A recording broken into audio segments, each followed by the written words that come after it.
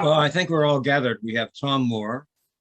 We have John Hood, who's just been giving us a little chat. Klaus Wren, Alan Mendenhall, and Raymond Keating.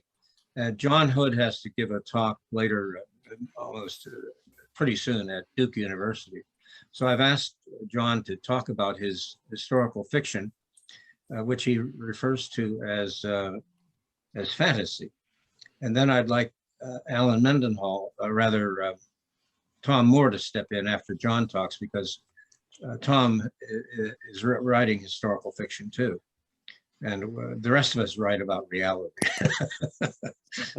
John, go ahead. Tell us a little bit about your zany fantasy novel. Well, I'll be happy to. I should say that as a conservative approaching the question of fiction and its role in cultural exchange and education and the development of challenging ideas, grappling with challenging ideas, I must say I'm not very interesting when it comes to what my inspirations are.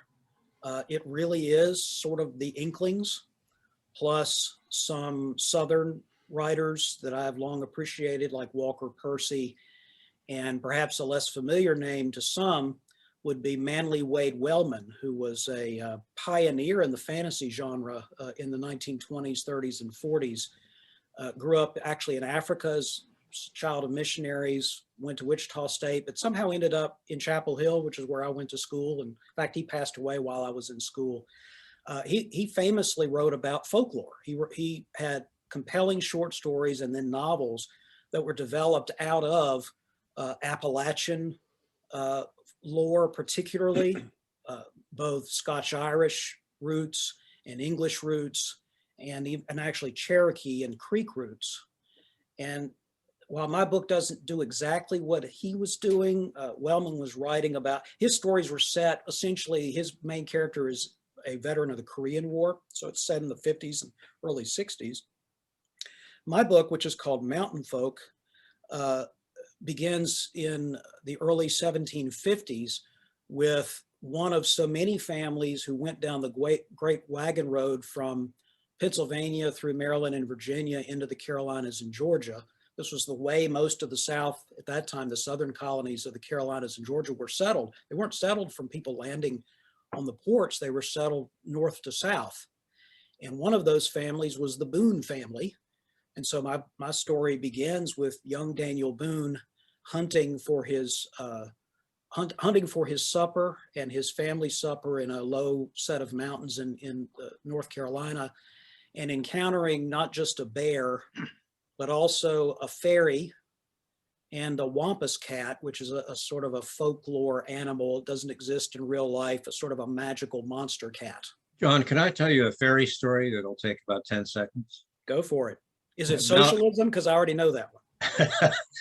Mel Bradford is interviewed by Office of Presidential Personnel in the White House Reagan administration. And the person interviewing him is Bob Tuttle, whose father was a Ford dealer. And Tuttle notices that Mel had written a book or an article on the Fairy Queen and asked, what is your view of homosexuals? Well, it's funny you should mention Fairy Queen, the famous Edmund Spenser work, because part of the theme of my book actually is literature. While the story explicitly is a story of various characters through the early days of the American Revolution all the way into the Battle of Yorktown and beyond, so that's the explicit story, but a lot of the characters are either influenced by, inspired by classic works of fiction. Daniel Boone, and this is real, a lot of my book, while it is a historical fantasy, I should lean very heavily into the prefix there, or the adjective. It's historical. There's a lot of historical research, and one of the things that I was most delighted to find is that Daniel Boone's favorite books were the Bible and Gulliver's Travels, which he carried with him when he went on years-long hunting expeditions into the hills and into Kentucky. He would, during his many periods of inaction, would sit down and read either the Bible or Gulliver's Travels, and probably more of the latter than the former. So what I'm doing in this book, Mountain Folk, and it's the first of a series. So the second book is called Forest Folk, and there'll be some others. Is really But your main character is a fairy. yes. There are actually 4 human characters and 2 fairy characters that are the point of view characters in the story. But the main 2 to know about are Daniel Boone, who's a key character in the novel all the way through until the end, and then what is called a sylph, basically a winged fairy, but not Tinkerbell. These are the when I say fairy, I'm actually using it in a broader folklore sense. It's basically wee folk of all sorts, dwarves and elves and brownies. The Cherokee had their own various fairy groups called the Nunny High and the Yunzi Swinzi and a number of other groups. The Eastie Lapoche was the fairies of the Creek Nation. So the idea here is that these wee folk exist in pretty much all cultures around the world. They even suspiciously have a lot in common. They tend to be about 2 to 3 feet high. They tend to be hard to see unless they want you to see them. Are they edible? They probably are. There are some references to monsters hunting fairies. Usually the fairies are hunting the monsters. So this character, this sylph character, which his name is Goran, he is a ranger.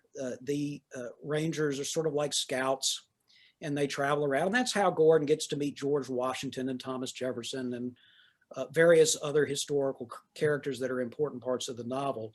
And the conflict really is about loyalty. And if you think about the American Revolution, that's largely what a lot of the struggle was about. To whom are you loyal? To what are you loyal? It's important for us to remember that the American Revolution, while there was an invasion, there were British troops, there were German auxiliaries, there were Indian nations that were allied with the British. But at least in the part of the country that I'm focused on most, which is Virginia and the Carolinas, it was a civil war. It was a civil war among people who may have been cousins or brothers who thought that their loyalty led them to support either the revolution or to support the king. And that's what I'm doing, the Southern sense of the lost cause, which I'm not a champion of the lost cause, but it's a big part of Southern mythology about the Civil War and the lost cause, and more generally about ways of life that that may have been fleeting and are now rapidly receding. That tends to orient lots of Southern writers towards not just the Faulkner style sort of Gothic novel without fantasy elements, but also some elements of magic, some elements of mysticism, some elements of faith. Walker Percy, of course, was writing as a deeply faithful person. So I don't think it's an accident. I think that there is a passion for history across our country, fortunately, not as much as we think there should be. But I think you will particularly find a fascination with the sort of dark corners of history where maybe something will jump out at you. I think you find that in the South as much as anywhere else. Well, I went to a segregated high school in the South, Miami, Florida, and went to Boys State, where most of the kids were really Southerners who expected the South to rise again. So I've heard that phrase a lot, though I've never appreciated it because I'm from Pittsburgh, Pennsylvania. Tom, why don't you tell us about your novel in light of historical fiction too? I think your question about Southerners having a particular interest in historical fiction is a perceptive one. We live very close to our history. You can't drive 20 miles in any Southern state without encountering an historical marker. Every place name has some tale, some event, some historical moment associated with it. I'm a South Carolinian. In our state, more battles and skirmishes were fought during the Revolution than in any other state. In fact, Lord Cornwallis himself credited 2 battles that were fought on our soil with really having changed the tide of the Revolution against the British. The Battle of Cowpens and the Battle of Kings Mountain. So our history is very close to us here. William Faulkner said, to the Southerner, the past isn't dead, it isn't even past. So we live in close proximity to it, and it's very much a part of our consciousness just in everyday, daily waking life.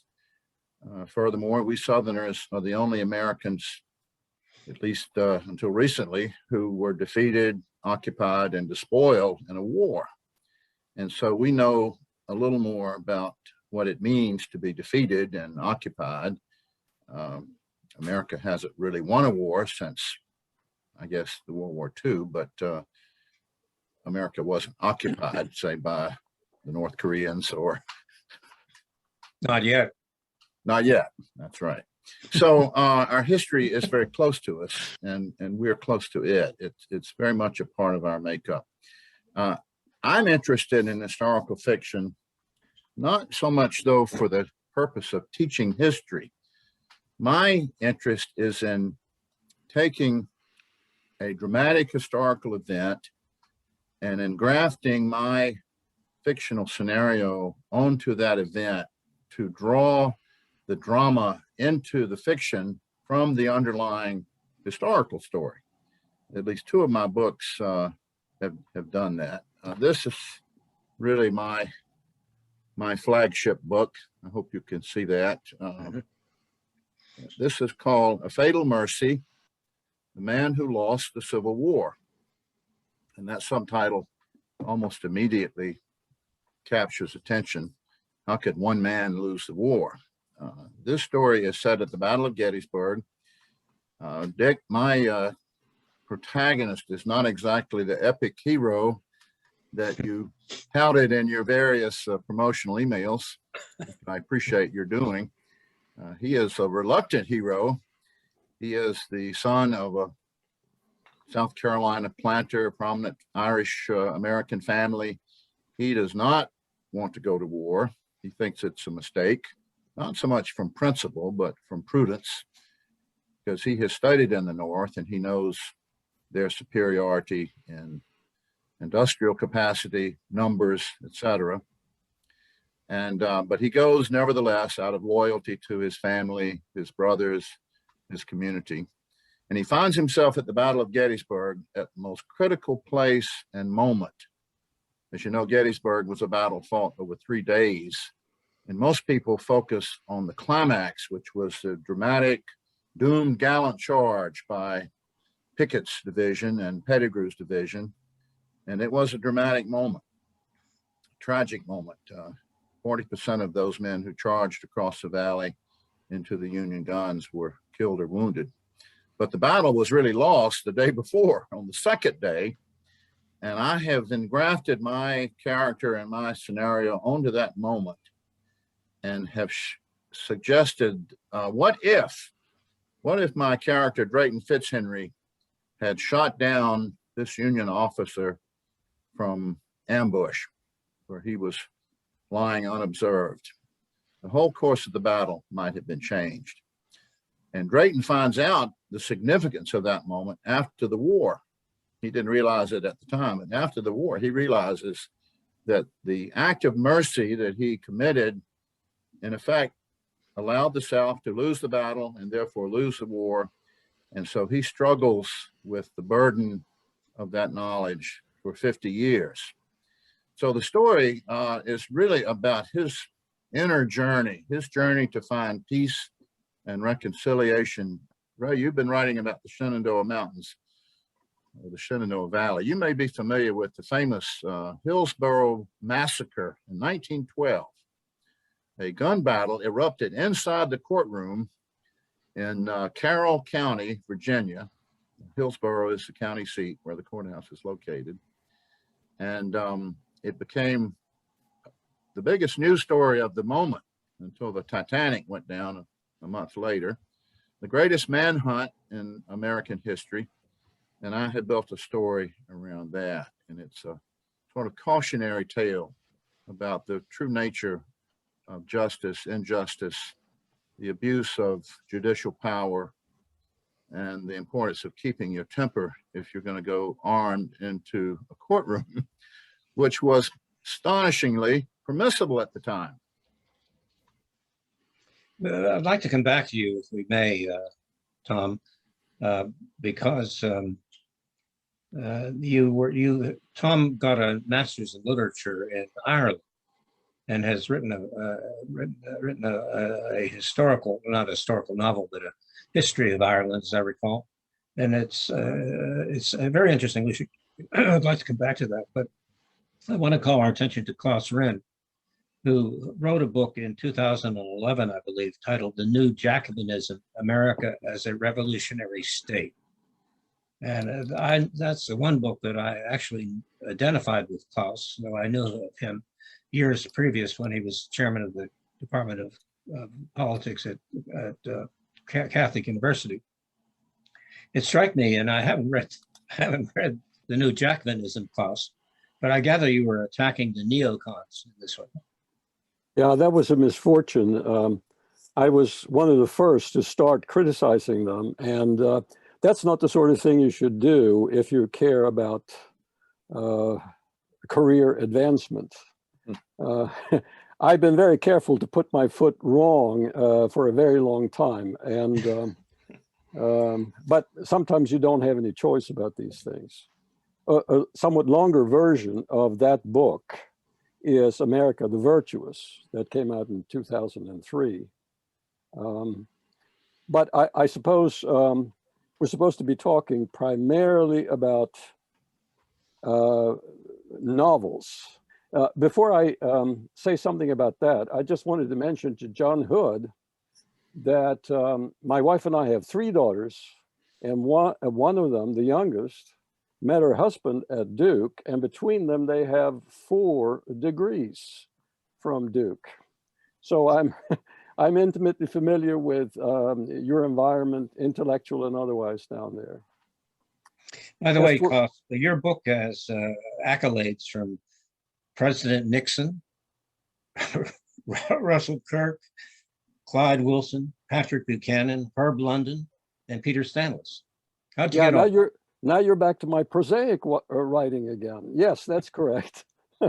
And I'm really impressed by President Nixon endorsing your work.